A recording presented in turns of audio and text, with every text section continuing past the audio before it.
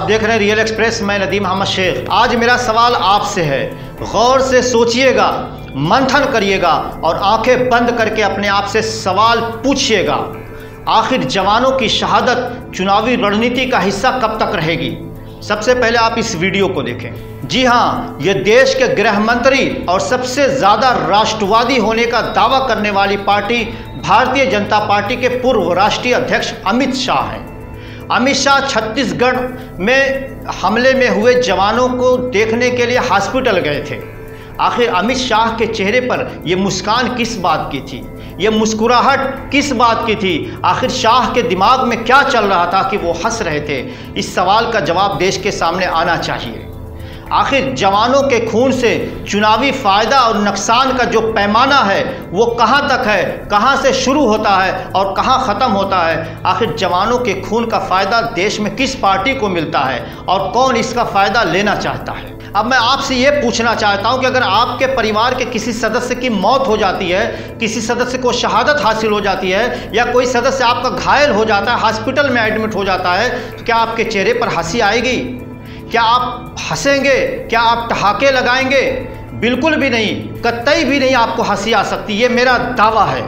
तो आखिर देश के गृह मंत्री की इन जवानों की शहादत और घायल होने के बाद हंसी किस बात की थी, ये देश के सामने आना चाहिए।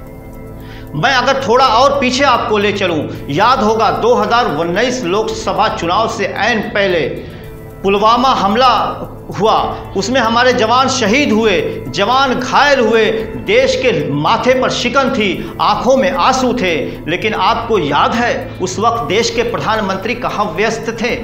ये शायद आपको याद होगा, नहीं याद होगा तो मैं बता दे रहा हूँ उस वक्त देश के प्रधानमंत्री क्या कर रहे थे, आप खुद देख लीजिए।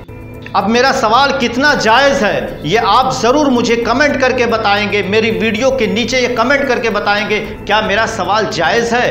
क्या इस पर हम देशवासियों को गौर करने की ज़रूरत है कि चुनावी नतीजे चुनाव से ठीक पहले आखिर देश में जवानों पर हमला क्यों हो जाता है? आखिर उसका फ़ायदा किसे होता है? आखिर क्यों जांच नहीं होती? पुलवामा हमले में आज तक ये नहीं जांच नहीं बैठाई गई, पुलवामा हमले में जवाबदेही तय नहीं की गई। 2014 से पहले अगर किसी तरह का कोई हमला होता था, जवानों पर अटैक होता था, शहादत होती थी, तो उसकी जवाबदेही तलब की जाती थी, मीटिंगें होती थी, मंत्री से जवाब मांगा जाता था, यहाँ तक कि मंत्रियों का इस्तीफा होता था।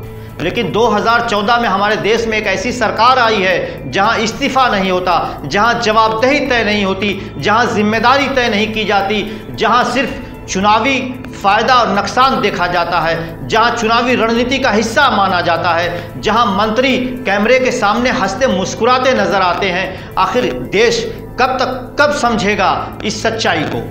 अगर आपको मेरी इस वीडियो में सच्चाई नज़र आ रही हो, ये वीडियो मेरी आपको पसंद आई हो, तो अपने दोस्तों तक ज़रूर पहुंचाइएगा और अपनी राय हमें ज़रूर दीजिएगा।